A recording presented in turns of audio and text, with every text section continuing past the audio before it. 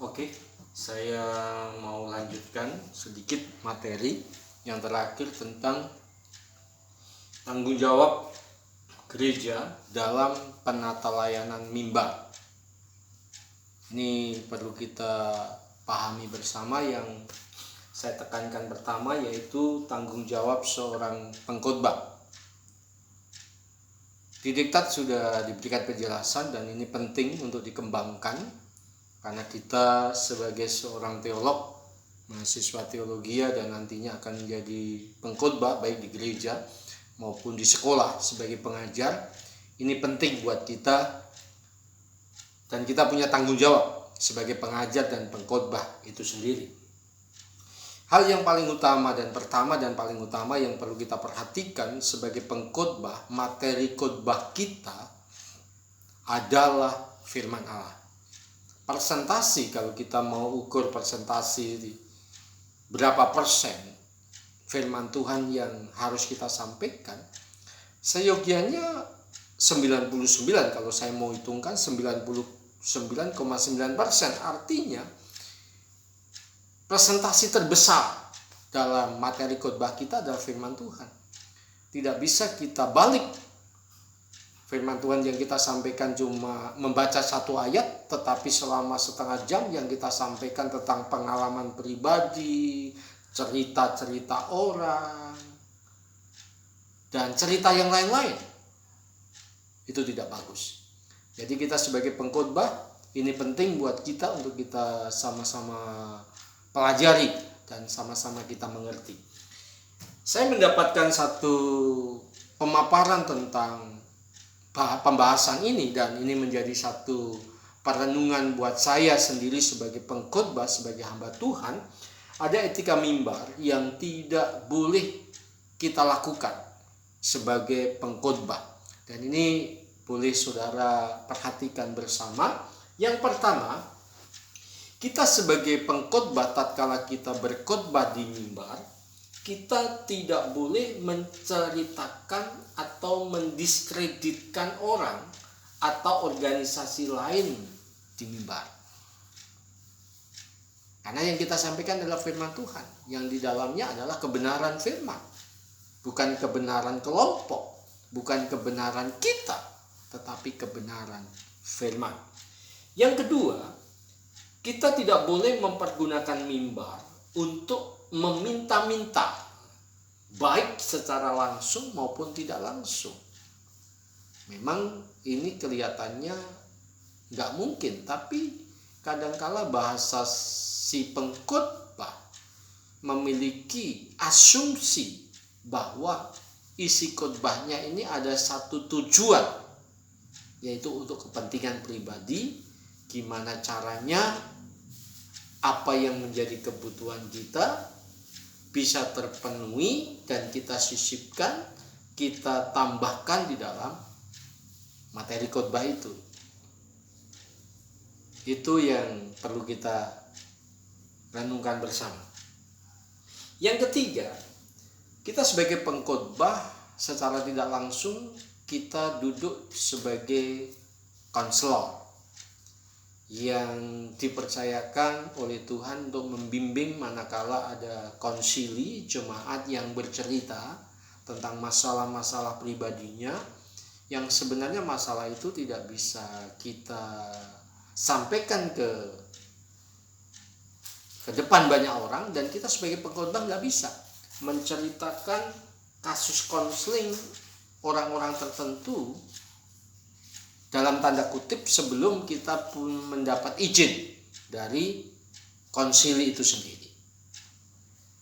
Yang keempat, kita nggak boleh berkelakar atau membuat humor yang tidak kudus. Kita khotbah memang nggak serta-merta harus tegang, tanpa humor, tanpa tertawa, enggak maksudnya. Tapi humor lelucon yang sebenarnya enggak pas itu lebih banyak menguasai. Dengar baik, pada masa kedatangan Tuhan, hari-hari terakhir dalam 2 Timotius katakan, banyak orang suka menyendingkan telinga pada dongeng. Saya pernah mengalami Di masa-masa yang berapa tahun yang lalu, begitu banyak orang tren mendengar pengkhotbah, mengundang pengkhotbah yang lucu. Cuma membahas satu ayat dibaca, habis itu sepanjang setengah jam itu lelucon. Jadi cerita dongeng pengalaman dia, bagaimana dia bertobat sebagai orang ini, dan ceritanya membuat orang tertawa, dan akhirnya tatkala jemaat pulang, yang didengar, yang ia ingat, oh, pendeta itu lucu sekali. Yang ia sampaikan bukan firman Tuhan, tapi hasil lelucon. Itu gak boleh. Yang selanjutnya, kita, ya memang itu sensitif, tidak bisa sebagai pengkhotbah memakai perhiasan yang mencolok, gitu kan. Yang tren-tren seorang pengkhotbah, ya bukan berarti nggak baik, ya nggak baik, bukan berarti nggak boleh, ya kalau memang punya dipakai nggak apa-apa, tapi jangan berlebihan, ya seperti guyon aja, saudara-saudara, dari di tangannya ada batu akik yang besar, ada cincin kanan dua kanan kirinya luar biasa, nggak boleh. Ya, jadi biarlah kita hidup menyesuaikan diri dengan keadaan. Bukan berarti nggak boleh, tapi kurang tepat kita sebagai pengkhotbah. Yang selanjutnya menceritakan pengalaman dan kesaksian tentang dirinya sendiri lebih banyak daripada pribadi Kristus, daripada karya Roh Kudus, daripada kebenaran itu sendiri yang ada dalam firman Tuhan. Lebih banyak pengalaman pribadi, kesaksian pribadi. Nggak bisa. Yang terakhir, kita tidak boleh meremehkan, atau di sini tidak menghormati hak kekayaan intelektual para teolog. Artinya adalah seperti pembahasan tadi saya katakan, ada satu doktrin yang masuk kategori sekunder dalam pembahasan perbedaan pemikiran teologi hasil pemikiran para teolog. Kita nggak bisa menghakimi si A, si B, dan si C, dan kita harus seperti kita dalam konteks yang saya sampaikan tadi, doktrin sekunder dalam hal bahasa roh, dalam hal persepuluhan, dalam hal baptisan, terus kita mendiskreditkan, oh itu salah, itu sesat, dan sebagainya.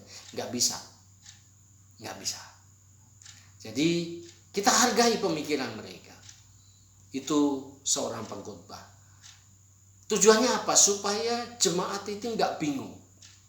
Ya, yang penting tanggung jawab kita sebagai pengkhotbah, apalagi sebagai gembala, ajarkan.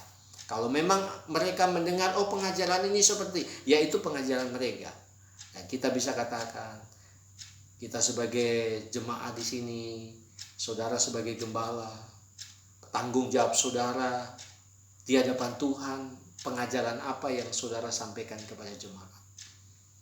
Ya, itu menjadi, ya pengajaran di luar sana, itu menjadi evaluasi, tetapi kita mengarahkan jemaat sebagai tanggung jawab kita. Intinya, kita nggak bisa menghakimi antara pengkhotbah si A, si B di mimbar.